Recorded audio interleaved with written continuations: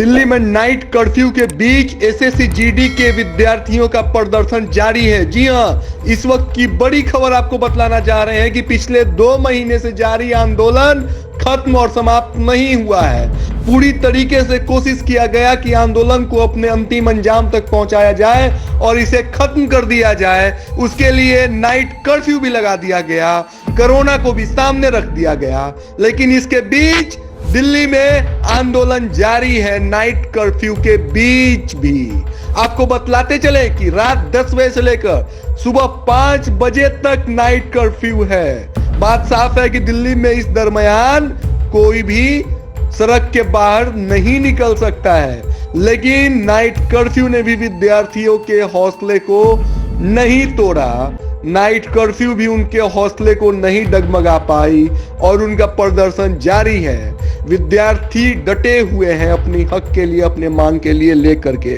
तमाम समस्याओं का सामना करते हुए विद्यार्थियों का आवाज बुलंद है, क्योंकि विद्यार्थी अपने मांग पे अड़े हुए हैं कि जितने भी मेडिकली फिट कैंडिडेट हैं 2018 के एसएससी जीडी के, उन सभी की ज्वाइनिंग करवाई जाए। साथ ही साथ आपको बतलाना चाहेंगे कि गुरुद्वारा साहब और पटेल चौक के पास पार्क में विद्यार्थियों का जमावड़ा लगा हुआ है, डटे हुए हैं सुबह से शाम तक। उनके प्रदर्शन में, उनके आंदोलन में कहीं भी किसी भी तरीके से कोई भी जल्दीबाजी नहीं है, जल्दीबाजी होनी भी नहीं चाहिए। बारंबार विद्यार्थी कह रहे हैं कि गृह मंत्रालय के पास मेमोरेंडम गया हुआ है, एसएससी कार्यालय में गया हुआ है। एसएससी कार्यालय के एसएससी के चेयरमैन से जब बातचीत करने की कोशिश की जाती है तो उनके पीएम बतलाते हैं कि हमारे बस में कुछ भी नहीं है, हमें जो गृह मंत्रालय कहेगा हम वही कहेंगे। उनसे ये पूछना चाहिए कि आप गृह मंत्रालय को वैकेंट सीट बतलाते हो तो फिर गृह मंत्रालय को आप क्यों नहीं बता रहे हो कि कितनी वैकेंट सीट है, और ये क्यों नहीं कह रहे हो कि जो वैकेंट सीट है इस पे इनकी ज्वाइनिंग करवाई जाए।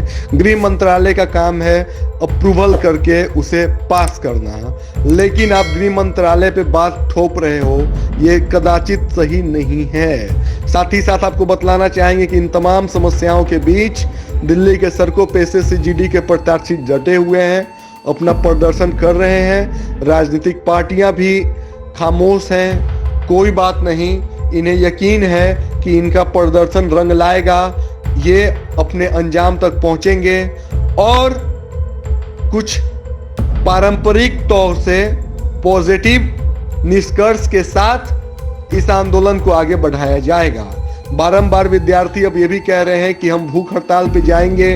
अब सोचना चाहिए, समझना चाहिए कि जो भी भूख हड़ताल पे जाने की बात कर रहे हैं, ऐसे में देश के अगर प्रधानमंत्री और गृह मंत्री को भी फर्क नहीं पड़ रहा है, विद्यार्थी जिस तरीके से कह रहे हैं कि हम भूख हड़ताल पे जाएंगे और प्रधानमंत्री, गृह मंत्री कार्यालय के लोग खामोश हैं, उनका ट्विटर हैंडल खामोश है, उनका सोशल मीडिया की उनकी टीम खामोश है, उनका इसके ऊपर कोई रिएक्शन नहीं आ रहा है, तो सचमुच में सोचने वाली बात है कि उनको शायद इस देश की जनता की परवाह नहीं है, देश की जनता की उनको फिक्र नहीं है। ऐसे में सोचना चाहिए कि फिर इन्हीं लोगों ने आपको चुनकर सर्वे सर्वा बनाया है। जिस बंगाल के और केरल के चुनाव में आप आपाधापी कर रहे हो, वहां पर एक एक वोट के लिए आप जनता को रिझाने का काम कर रहे हो।